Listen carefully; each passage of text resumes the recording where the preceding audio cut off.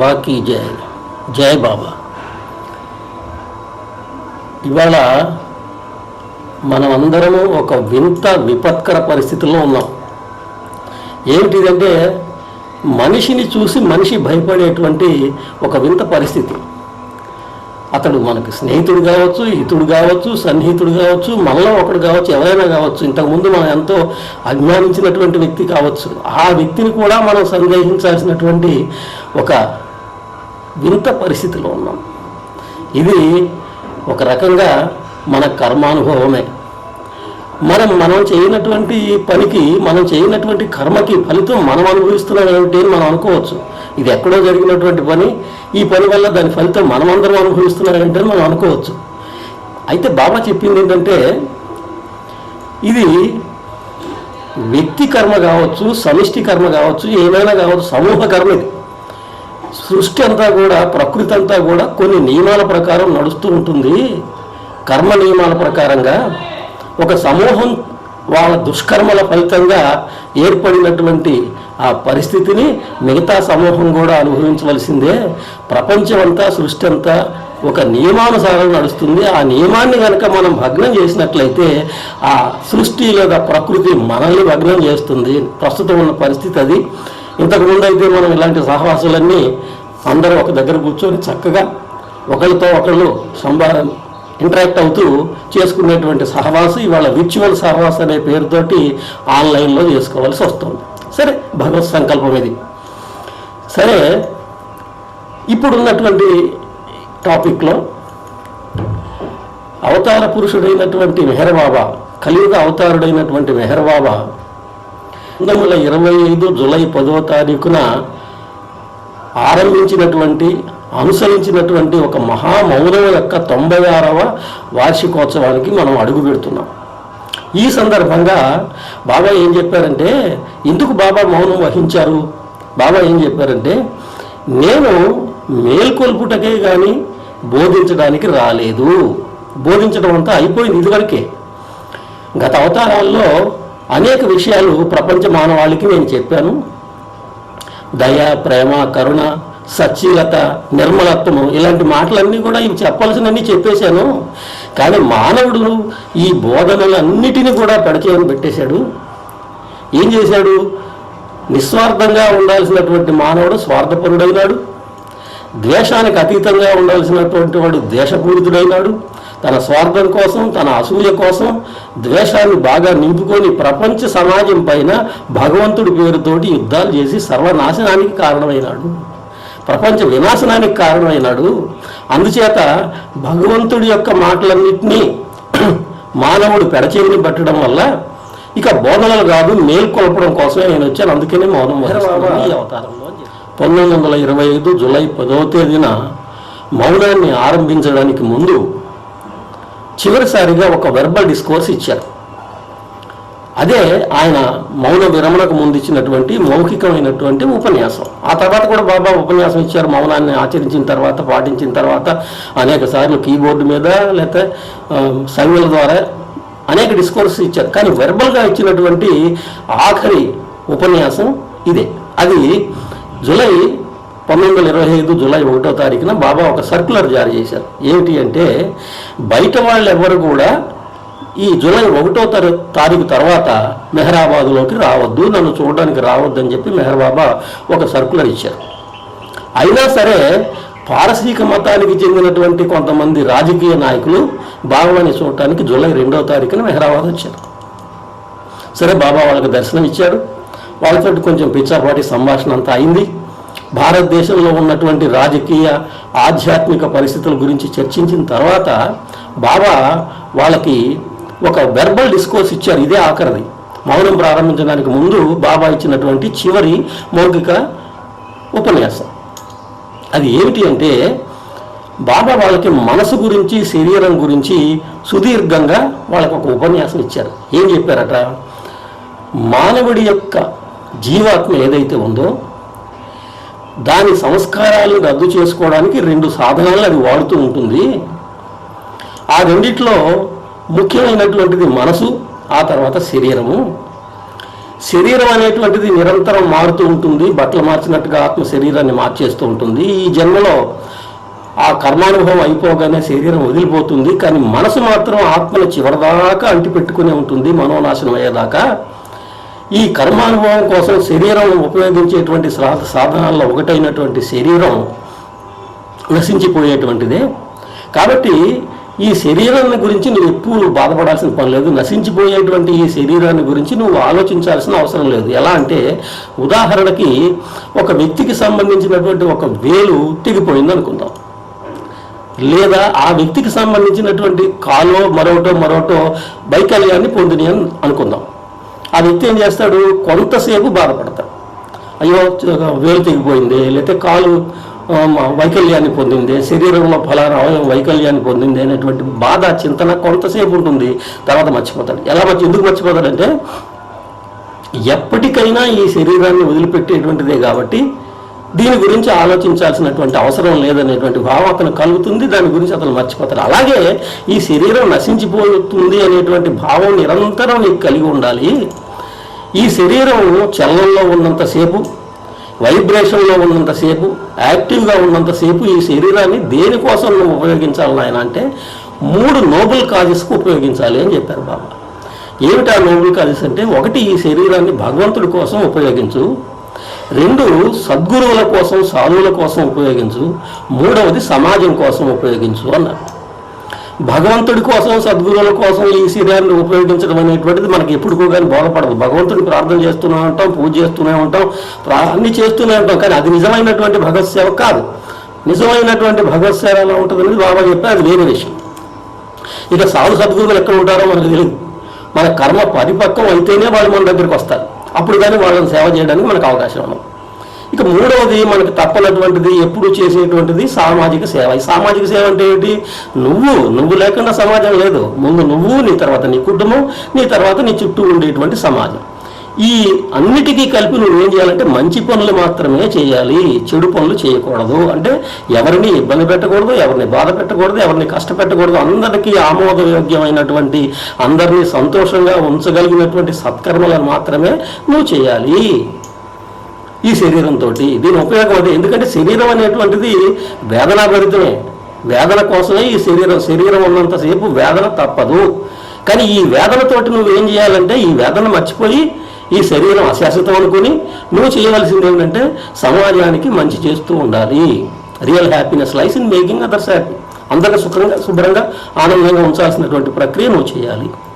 ఈ మంచి పనులకు మాత్రమే నీ శరీరాన్ని ఉపయోగించాలి, నువ్వు చెడు పనులకు ఉపయోగించకూడదు అని చెప్పి.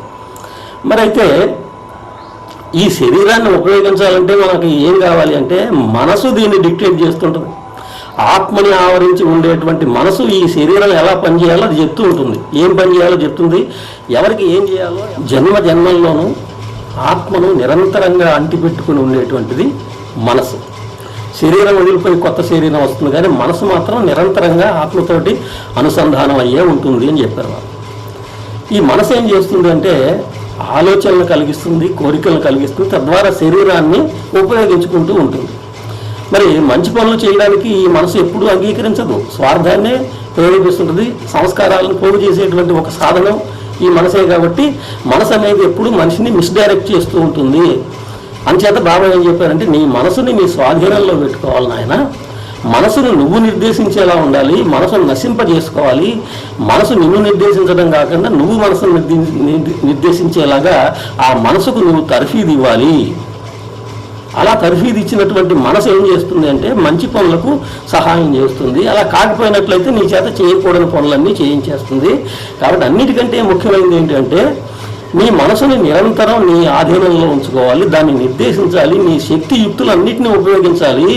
మనసుకు 4 రూపాలు ఉన్నాయి. మనసు, బుద్ధి, చిత్తము, అహంకారం అనేటువంటి 4 భ్రమలు ఉన్నాయి. దానికి 4 వికల్పాలు ఉన్నాయి. కానీ మనసు ఏం చేస్తుంది, బుద్ధి, చిత్తము అనేటువంటి 2 జ్ఞానేంద్రియాలని, విచక్షణ జ్ఞానాలను ఉపయోగించకుండా అహంకారాన్ని మాత్రమే తీసుకొని తనకు తోచిన విధంగా చేయిస్తుంది. ఈ బుద్ధిని, చిత్తాన్ని పక్కన పెట్టేసేసి. అంచేత బాబా ఏం చెప్పారంటే, బుద్ధిని, చిత్తాన్ని నువ్వు ఉపయోగించి ఈ రెండింటిని ప్రేరేపించి నీ మనసులో ఉండేటువంటి అహంకారాన్ని పక్కన పెట్టించేసి మనసుని నీ కంట్రోల్లో ఉంచుకున్నట్లయితే నువ్వు సమాజంలో మంచి పనులు చేయగలుగుతావు. ఈ శరీరంతో చేయవలసినటువంటి కార్యాలన్నీ సత్కర్మలన్నీ చేయగలుగుతావు. కాబట్టి మనసును నువ్వు అదుపులో పెట్టుకోవాలి అని చెప్తావు.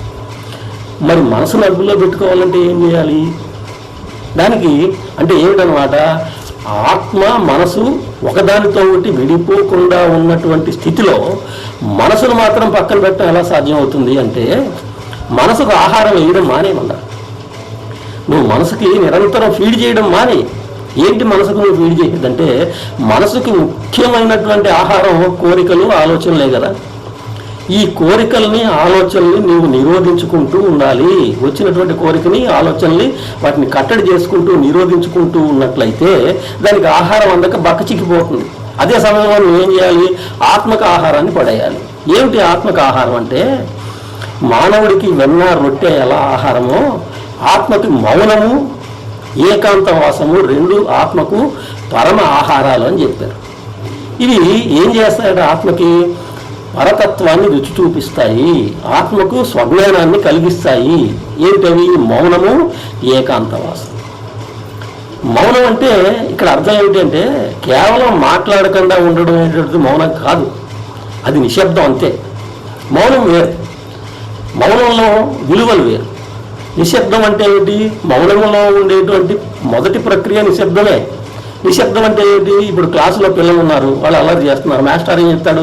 రే మాట్లాడకండి రా అంటే వినరు. బెత్తం చూసుకొని చూపించి మాట్లాడకండి రా వెదవల్లారంటారు.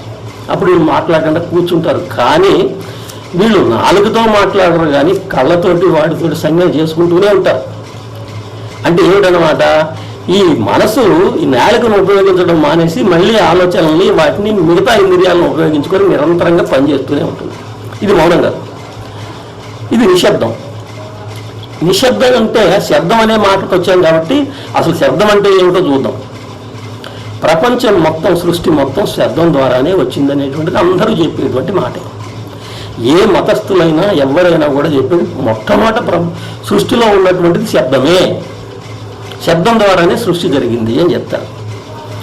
ఇది ఏ శబ్దం అంటే ఇది బ్రహ్మనాదము లేదా నిశ్శబ్ద శబ్దము. ఆ నిశ్శబ్ద శబ్దంలో నుంచే ఈ సృష్టి అంతా పుట్టింది, ఈ బ్రహ్మనాదం పుట్టింది. బ్రహ్మనాదం ఎక్కడి నుంచి పుట్టింది అంటే ఓంకారం నుంచి పుట్టింది అంటారు. ఈ ఓంకారం అనేటువంటిది, ఓం అనేటువంటి శబ్దం ఎక్కడి నుంచి వచ్చిందంటే పరాత్పర పరబ్రహ్మ స్వరూపుడై నిశ్చలానంద స్వరూపుడైనటువంటి భగవంతుడు, నిర్గుణుడు, నిరాకారుడు, నిర్వికల్పుడు అయినటువంటి భగవంతుడు సదాశివ స్థితిలో ఉన్నప్పుడు ఆయన యొక్క ఉచ్ఛ్వాస నిశ్వాసల ద్వారా వచ్చినటువంటిది ఈ ఓంకార శబ్దము అని చెప్తారు. ఈ ఓంకార శబ్దం ద్వారా బ్రహ్మనాదము, బ్రహ్మనాదం అనేటువంటి దానికి ఇంకో పేరు కూడా ఉంది, నాద బ్రహ్మం అని, శబ్ద బ్రహ్మం అని అంటుంటారు వాటిని. ఈ బ్రహ్మనాదం ద్వారా సృష్టి ఆవిర్భవించింది. ప్రపంచము, విశ్వం అంతా కూడా ఈ నాదం ద్వారా అంటే శబ్దం ద్వారానే ఆవిర్భవించింది. శబ్దం యొక్క ప్రతి శక్తి. అయితే ఇక్కడ శబ్దంలో మళ్ళీ మనం 3 రకాలు ఉన్నాయండి. శబ్దం అంటే ఇహ శబ్దము, పరశబ్దము, పరమార్థ శబ్దము. ఇహ శబ్దం అంటే ఏమిటి? ఈ లోకంలో లౌకికమైనటువంటి మాటలు మాట్లాడడం మనకు కావాల్సినవి, మన నిత్యావసరాల కోసం, పక్క వాళ్ళతోటి, వీళ్ళతోటి. ఇందులో మళ్ళీ రకాలు, మంచి మాటలు, చెడ్డ మాటలు, ఇష్టం కలిగించే మాటలు, కష్టం కలిగించే మాటలు, అనేక రకాలైనటువంటి మాటలు ఈ లోకంలో ఇహపరంగా మనం లౌకికంగా వాడేటువంటి శబ్దాలన్నీ ఇహపరమైనటువంటి శబ్దాలు. ఈ శబ్దాల ద్వారానే, ఈ మాటల ద్వారానే మనం మంచి చెడు సంస్కారాలను సంపాదించుకొని మళ్ళీ ఇస్తుంటాం. ఇంకోటి పరమైనటువంటి శబ్దాలు. ఈ శబ్దాలు ఏమిటి? భగవంతుడి గురించి మాట్లాడడం, భగవంతుడి గురించి పాటలు పాడడం, ఆయన ధ్యానించడం వగైరా వగైరా, ఇవన్నీ పరశబ్దాలు. ఇహ శబ్దాలు, పరశబ్దాలు మానవుడికి చేతిలో ఉండేటువంటివే, మానవుడి యొక్క ఆధీనంలో ఉండేటువంటివే, మానవుడు చేసేటువంటివి. ఇక పరమార్థ శబ్దం అన్నారు.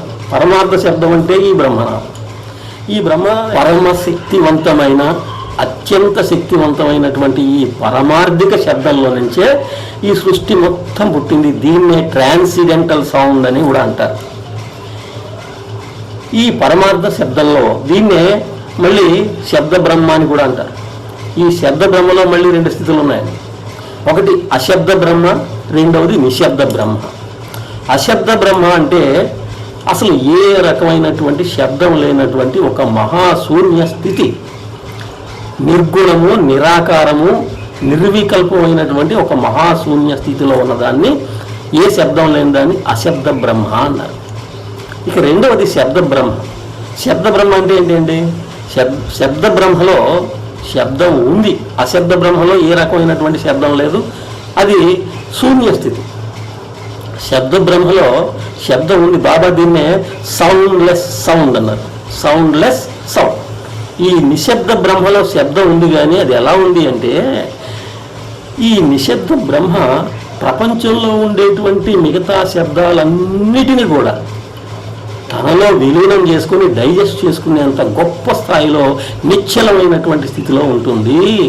ఈ నిశ్శబ్ద బ్రహ్మస్థితిలో ఉండేటువంటి వాళ్ళకి ఏం వినిపిస్తాయంటే, ఈ లోకంలో ఉండేటువంటి సౌండ్స్ ఏమి వినిపించవు నాయన. ఈ సౌండ్స్కి అతీతమైనటువంటి దివ్యమైనటువంటి అనుభూతి కలిగినటువంటి ఒక గొప్ప బ్రహ్మనాదం ఆ నిశ్శబ్ద శబ్దంలోంచి మనకు వినిపిస్తూ ఉంటుంది. ఆ యోగులకు, దాన్ని సాధన చేసేటువంటి వాళ్ళకు ఆ నిశ్శబ్ద శబ్దం వినిపిస్తూ ఉంటుంది నిరంతరము. దీన్ని సద్గురువులు, సాధువులు, అవతారులు మాత్రమే చేయగలుగుతారు అన్నారు. మెహర్ బాబా తన అఖండమైనటువంటి మౌనం ద్వారా, దీన్ని మహామౌనం అని కూడా అంటారు, లేదా బ్రహ్మనాద మౌనం అని కూడా అంటారు. ఈ మౌనం ద్వారా బాబా ఏం చేశారంటే, ప్రపంచంలో ఉండేటువంటి ఘోషల్ని, శబ్దాలని, ధ్వనులను అన్నిటినీ కూడా తనలో స్వాలో చేసుకుని నిశ్శబ్దం చేశారు. అలా చేయకపోతే ఏం జరుగుతుందంటే, ఈ శబ్దాల బారిన పడి మానవులందరూ పీచివాళ్ళే. మరి మెహర్ బాబా తన భౌతిక దేహాన్ని వదిలిపెట్టి అవతార తత్వాన్ని వదిలేశారు కదా, మరి ఇప్పుడు ఆ శబ్దాలను నిశ్శబ్దం ఎవరు చేస్తున్నారనే సందేహం మనకు రావచ్చు. బాబా ఏం చెప్పారంటే, ప్రపంచంలో ఎల్లప్పుడూ 5 సద్గురువులు ఉంటారు, యోగులు ఉంటారు. వాళ్ళు అవతారుడిని భూమి మీదకి పిలిచేంత వరకు, అవతారుడి యొక్క తత్వం మళ్ళీ భూమి మీద వచ్చేంత వరకు ఈ నిశ్శబ్ద శబ్ద యోగం ద్వారా, ఈ మహామౌన యోగం ద్వారా, బ్రహ్మనాద యోగం ద్వారా ఈ శబ్దాలన్నింటినీ నిశ్శబ్దం చేస్తూ ఉంటారు. అంటే యోగులకు, అవతార పురుషులకు మాత్రమే సాధ్యమయ్యేటువంటి ఈ నిశ్శబ్ద బ్రహ్మస్థితి అందరికీ సాధ్యం కాదు. యోగులకి, అవతార పురుషులకు మాత్రమే సాధ్యం అవుతుంది. అవతారుడు మళ్ళీ భూమి మీదకి వచ్చేంతవరకు ఈ ప్రపంచంలో ఉండేటువంటి శబ్దాలన్నింటినీ లయం చేసేటువంటి నిశ్శబ్ద బ్రహ్మస్థితి ఎవరికి ఉంటుంది అంటే, ఈ సద్గురువులకు, యోగులకు ఉంటుంది. వాళ్ళు ఏం చేస్తారట, ఈ శబ్దాలన్నింటినీ నిశ్శబ్దం చేసి ప్రపంచ మానవాళికి వీటి ద్వారా విపత్తు కలగకుండా కాపాడుతూ ఉంటారు. అసలు శబ్దం ఏంటి, మానవుడికి విపత్తు కలిగించడం ఏంటి అనుకుంటే, గట్టిగా ఒకసారి శబ్దం వినిపిస్తే మన చెవులు ఏమవుతాయండి, వెయ్యని పోతాయి. అలాంటిదే ప్రపంచంలో ఉండే రోదనలన్నీ అక్కడే ఉంటే, లయం కాకుండా అక్కడే ఉంటే ఏమవుతుంది? అసలు లయం కాకుండా ఎలా ఉంటాయంటే మనకు సందేహం రావచ్చు. ఉదాహరణకి మనం ఏదో ఒక మాట ఎక్కడో దూరంగా వింటాం, అది వెంటనే మనకు స్ఫురణకు వస్తుంది, ఓ ఇది పలానా సుబ్బారావు గారి మాట, లేకపోతే పలానా వెంకటరావు గారి మాట, ఆయన వస్తున్నాడేమో. మీకు ఎలా తెలిసింది అది ఆయన మాటే? మీకు ఎలా తెలిసిందంటే, ఆ తాలూకు శబ్దం యొక్క జ్ఞానం మన మెదడులో, మనస్సులో నిక్షిప్తమై ఉంది. అట్లాగే విశ్వానికి ఒక ఆత్మ ఉంటుంది కదా, విశ్వానికి ఒక మెదడు ఉంటుంది, అందులో ఇవన్నీ నిక్షిప్తమై ఉంటాయి. అవన్నీ కనుక ప్రకోపించినట్లయితే, శబ్దాలన్నీ ఒకసారి ప్రకోపిస్తే మానవ జీవితం కల్లోలం అవుతుంది. కాబట్టి ఈ శబ్దాలన్నింటినీ నిశ్శబ్దం చేయడానికి యోగులు ఎప్పుడూ ప్రయత్నిస్తూనే ఉంటారు, సిద్ధులు ప్రయత్నిస్తుంటారు. వాళ్ళు ఉండే స్థితి అదే, నిశ్శబ్ద బ్రహ్మస్థితి, బ్రహ్మానంద స్థితిలో ఉంటారు, మహామౌన యోగంలో ఉంటారు. ఈ మహామౌన యోగంలో ఉండేటువంటి ఈ సిద్ధులు, యోగులు, లేదా సిద్ధ పురుషులు, లేదా గురువులు, లేకపోతే మనం సద్గురువులు అనండి, ఎవరైనా అనండి, వీళ్ళందరికీ ఏమిటి వాళ్ళకి ఎలాంటి వ్యాకులత ఉండదు, దేని మీద చింతన ఉండదు, అన్నిటికీ అతీతులుగా ఉండేటువంటి ఒక ఉన్నతమైన స్థితిలో ఉంటారు. వాళ్లకు మేధస్సుకు అతీతమైనటువంటి ఒక శక్తి వాళ్ళ దగ్గర ఉంటుంది. వాళ్ళలో ఉండేటువంటి ఈ మేధస్సుకు అతీతమైనటువంటి శక్తి ఏదైతే ఉందో, దీన్ని ఎక్స్ట్రా సెన్సరీ పెర్పెర్షన్ సిస్టమ్ అంటారు. దీన్ని ఈ మానవుడికి ఉండేటువంటి ఈ ఎక్స్ట్రా సెన్సరీ ఏదైతే ఉందో, మేధస్సు ఏదైతే ఉందో, ఆ మేధస్సుకు అతీతమైనటువంటి ఒక శక్తి ఆయన దగ్గరికి వచ్చి చేరుతుంది. దీని ద్వారా ఆయనకి ఏమొస్తుంది అంటే, ఆయనలో ఉండేటువంటి 6th సెన్స్ ఏదైతే ఉందో అది ఉద్దీప్తం అవుతుంది. దాని ద్వారా టెలిపతి లాంటి విద్యలన్నీ కూడా, అంటే ఈ మహామౌన యోగాన్ని ఎవరైతే ప్రాక్టీస్ చేస్తారో, ఈ మహామౌన యోగంలో ఎవరైతే నిరంతరంగా ఉంటూ ఉంటారో, సాధన చేస్తూ ఉంటారో, వాళ్ళ యొక్క మేధశక్తి ఉద్రిక్తమై వాళ్ళకి టెలిపతి లాంటి జ్ఞానం అంతా అబ్బుతుంది. దీని ద్వారా వాళ్ళు ఏం చేస్తారట, ఎదుటి వాళ్ళ యొక్క మనసును చదవగలుగుతారు, ఎక్కడో ఉండేటువంటి మాటలను కూడా వాళ్ళు ట్యూన్ చేసి వినగలుగుతారట. అలాంటి బ్రహ్మాండమైనటువంటి ఒక శక్తి వాళ్ళకు వస్తుంది. అంతరిక్షంలో ఉండేటువంటి అద్భుతమైనటువంటి ఆనందదాయకమైనటువంటి శబ్దాలన్నీ వాళ్ళు వింటూ ఉంటారు. వాళ్ళు మాత్రమే వినరు, వాళ్ళ లోపల ఉండేటువంటి ఆత్మకు కూడా ఆ అనుభూతి కలుగుతుంది. అంటే ఏమిటనమాట, ఈ మౌనం, శబ్దం, నిశ్శబ్దం, మౌనం, మహామౌనం, ఈ మహామౌనం స్థాయికి గనక ఒక జీవాత్మ వెళ్ళగలిగినట్టయితే ఆ జీవాత్మ కలిగేటువంటి అనుభూతి ఏమిటి అంటే, ఇందాక చెప్పినట్టుగా మౌనం అనేటువంటి వెన్న, రొట్టె అలాంటి పదార్థాలని ఈ మౌనం మౌనం అనే ప్రక్రియ ద్వారా మనసుకి కాకుండా ఆత్మకు మనం అలవాటు చేసినట్లయితే, మనసుకి ఆహారం వేయడం మానేసి ఆత్మకి ఈ మౌనం అనేటువంటి యోగాన్ని మనం అలవాటు చేయగలిగినట్లయితే ఆత్మకి ఏం కలుగుతుందంటే అవతార తత్వం యొక్క జ్ఞానం కలుగుతుంది, అవతారం యొక్క నిజమైనటువంటి ఆత్మజ్ఞానం కలుగుతుంది, అవతార తత్వం యొక్క జ్ఞానం కలుగుతుంది అని చెప్పారు. అప్పుడు ఏమవుతుందట, ఈ ఆత్మలో నిగూఢంగా ఉన్నటువంటి పరమాత్మ, బాబా యొక్క లక్షణం, భగవంతుడి యొక్క లక్షణం ఏం చెప్పాడు బాబా, భగవంతుడి యొక్క లక్షణం ఎప్పుడు కూడా నీ హృదయంలో, నీ ఆత్మలో నిగూఢంగా ఉంటాను, నిశ్శబ్దంగా ఉంటాను, నిద్రిస్తూ ఉంటాను, నేను మేల్కొన్నప్పుడు నీకు బ్రహ్మాండమైనటువంటి ఆనందదాయకమైనటువంటి ఒక జ్ఞానం కలుగుతుంది, అదే పరమాత్మ జ్ఞానం కలుగుతుంది అని చెప్పి, అంటే మా భగవంతుడి యొక్క మౌనాన్ని ఇక్కడ విరమిస్తాడు అని చెప్పి. మానవుడు గనక ఈ మహామౌన యోగాన్ని, మానవ జీవాత్మ గనక ఈ మహామౌన యోగాన్ని ఆచరించగలిగినట్లయితే, ఆ స్థాయికి వెళ్ళగలిగినట్లయితే తనలో ఉన్నటువంటి పరమాత్మ మాట్లాడడం మొదలు పెడతాడట. నిగూఢంగా ఉండేటువంటి ఆ మహాత్ముడైనటువంటి భగవంతుడు, అవతారుడైనటువంటి భగవంతుడు మాట్లాడడం, ఆయన మాటలు మనకు వినిపిస్తాయట. ఆయన మాటలు వినిపించినటువంటి ఆ మాటలు విన్నటువంటి ఆత్మ ఏం చేస్తుంది, తన యొక్క నిజతత్వాన్ని తెలుసుకుంటుంది. అప్పుడు ఆ ఆత్మ ఎక్కడికి వెళుతుంది, 7వ భూమికలకు వెళ్ళిపోతుంది.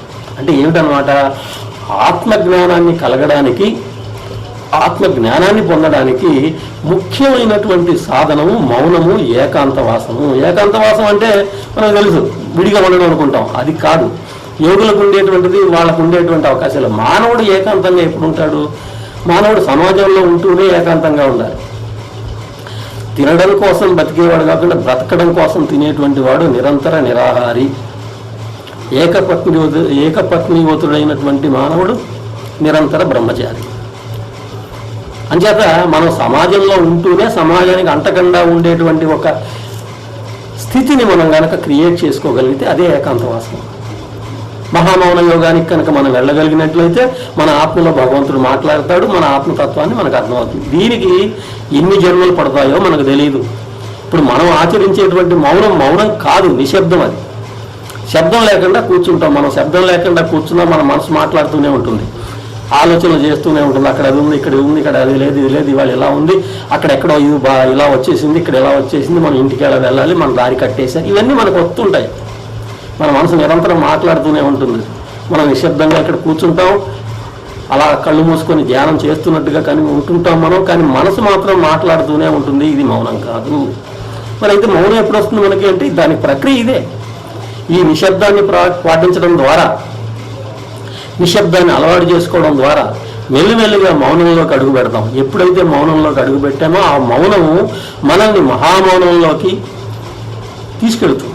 అఖండమైనటువంటి మహామౌనం దానికి మనం వెళ్ళినప్పుడు, ఆ స్థాయికి మనం వెళ్ళినప్పుడు, అప్పుడు ఆ మహామౌనంలో ఉండేటువంటి బ్రహ్మానందాన్ని, బ్రహ్మనాదాన్ని, నిశ్శబ్ద బ్రహ్మస్థితిని మన ఆత్మ పొందగలిగినప్పుడు ఆత్మలో భగవంతుడు మౌనాన్ని విరమిస్తాడు. అది భగవంతుడి యొక్క మౌన విరమణ. అంటే అది భౌతికమైనటువంటి విరమణ కాదు.